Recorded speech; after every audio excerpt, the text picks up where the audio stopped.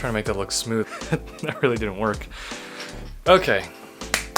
I actually bought a new lens. It's not here, I'm not using it right now, but it's literally, I'm pretty sure it's actually out for delivery right now, according to Amazon. It actually should be coming today. I might even get it while I'm recording this video, so.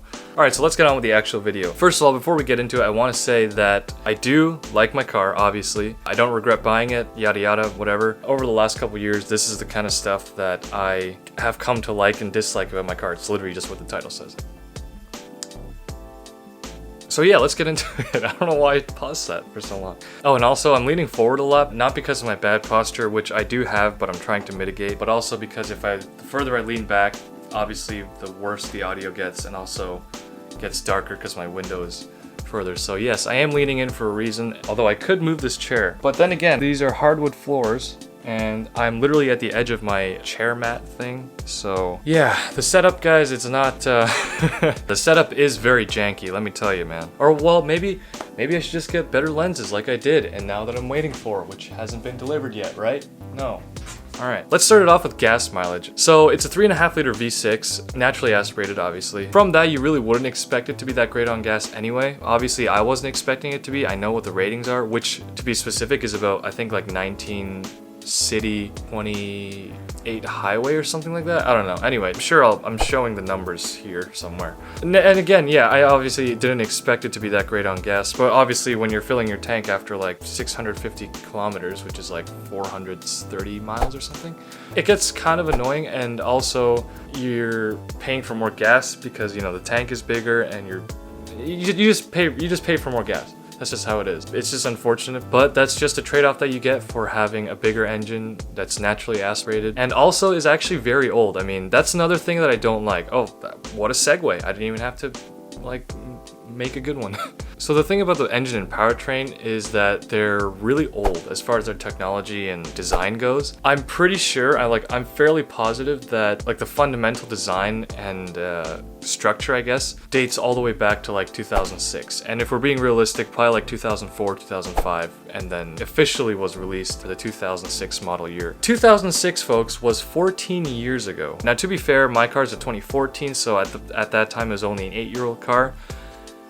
However, but now that we're in 2020 and they've released a new version, I guess, of the IS, it's not like all new. It's basically just a redesign or an overhaul, whatever you want to call it. A facelift, I don't know, a refresh. It's not really a refresh, it's more of a redesign. Anyway, but yeah, even in the very new 2020 Lexus IS, and I think it's actually the 2021 model as well, I wouldn't be surprised. It actually uses the same engine. 3.5 liter V6. I think this time they've upped the power to like 311, I want to say, and I think somewhere around 280 pound-feet of torque. But let's just think about that for a second. So a car that comes out in 2020 has an engine and transmission, and also, well, I guess chassis as well, and interior from the interior mostly is from like a 2014 car, but then everything else pretty much, other than like the body, is from like a car over a decade old. Like,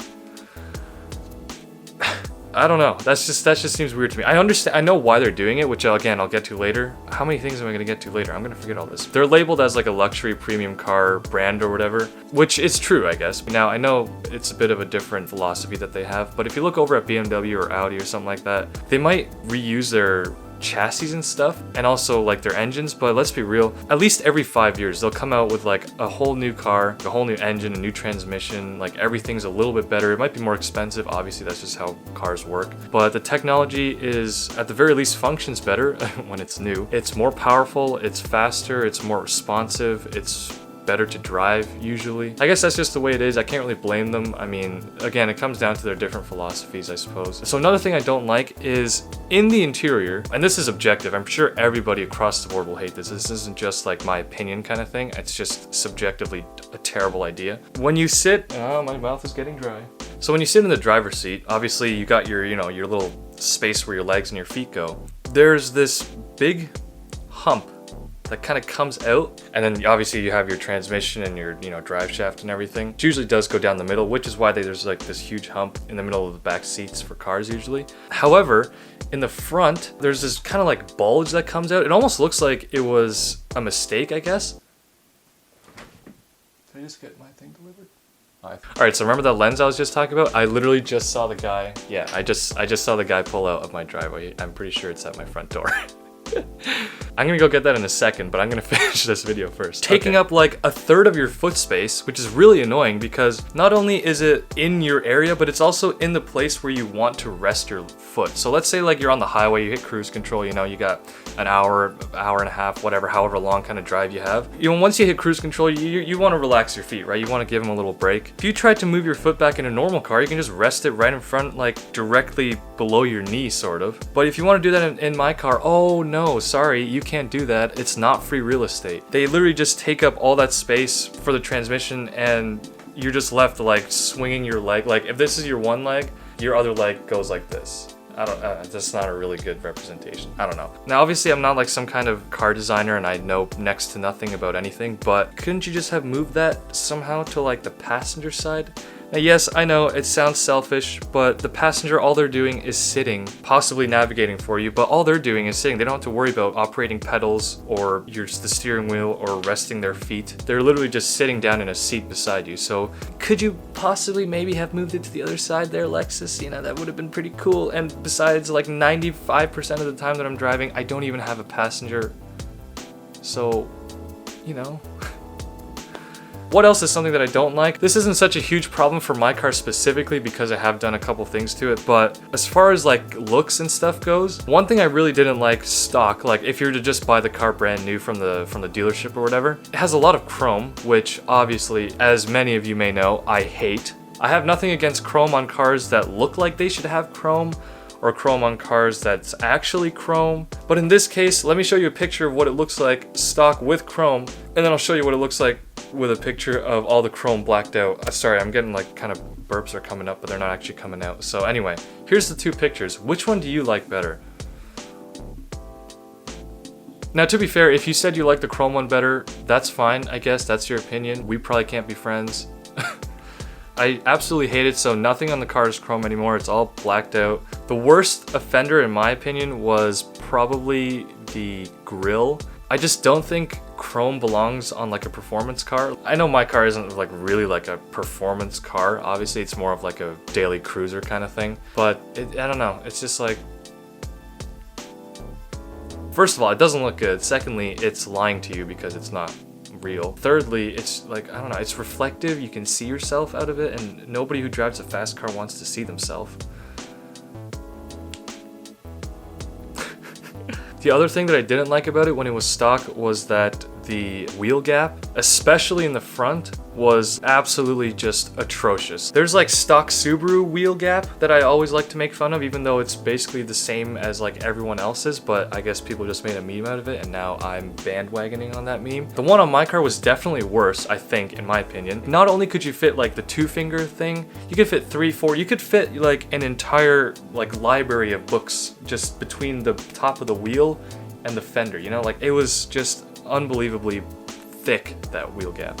Thankfully, I got rid of that real quick. Better than it was before, for sure. It's also not like the wheels aren't like recessed in the front, you know what I mean? Like if you look at it from certain angles, it almost looks like the wheels are way too thin for the car. But yeah, now I have wider wheels and wider tires on those wheels. They fill out the wheel wells even better, or better than stock. So I'm really happy about that. The wheel gap in the rear has pretty much gone down to like 1 finger, not even like this, like you kind of have to do it sideways, which is good, I suppose. But it sucks right now because it rubs on the actual like fender if I like hit a bump too hard or if I turn too hard, which really sucks because obviously you want to drive hard and you don't want to have to, like, we're not even talking like potholes, we're talking like just small normal bumps that like you'd be pretty much able to ignore in most other cars. Again, that's probably because I'm on springs and stock struts. I know a lot of people are probably gonna roast me about that, but it's the whole like adaptive suspension thing, you know, once you take out that, you have to like, it's gonna be a whole mess basically is what I'm saying, and I don't want to deal with that yet. Maybe until my shocks blow out from being stock on lowered springs. Maybe that's when I'll replace them with like super high-end, I don't know, because that's pretty much the only thing that'll work with my car, which again is also why I haven't done it yet, because I don't know if you know, but Obviously I don't have that much money, but if you'd like to help me get rid of my wheel gap and not worry about scrubbing my tires, I would appreciate it if you could subscribe and watch the next few videos coming out, and give it a like if you enjoy these. I hate doing plugs in the middle of videos, but here we are. Okay, so a couple more things that I don't like really quick. The infotainment system, the screen is kind of small, but I really don't care. As long if there's a screen, that's fine. If not, whatever. But it's always nice to have it. I know a lot of people don't like the whole like remote touch interface thing, like the mouse system that they have going. I understand that, like I totally get it. I'm not a huge fan of it myself. I don't mind it. I can use it and I get along just fine. But again, it would be nicer if I had pretty much any other system or at least an option to do it some other way. But yeah, for me, I've just gotten so used to it to the point that now it's just like the only way I know. That's not my main gripe with it. My main gripe with it is just that it's extremely just slow. Like you click the button, you select something, it takes a good couple of seconds and then it'll show you whatever you pressed on, I guess. I don't know, that's just a minor gripe. Like it's really, I'm just nitpicking at this point. I mean, this whole list is pretty much nitpicking, but. So yeah, I hope you enjoyed that video. I am gonna make a list of things that I do really like about my car because I don't like being 100% negative about everything. There's definitely way more that I like about the car than I dislike about it, which is obvious. I mean, that's why I bought it in the first place. So that'll be coming out soon. Subscribe if you want to see that as soon as it comes out. I'll probably be putting it out maybe next week, maybe the week after, maybe the week after, maybe the week after is what I should have said there. So yeah, again, thank you for watching. I hope you enjoyed. I'm gonna go eat now because that's what I always do after every video. If you've ever owned or been inside, that sounds, why did I say it like that?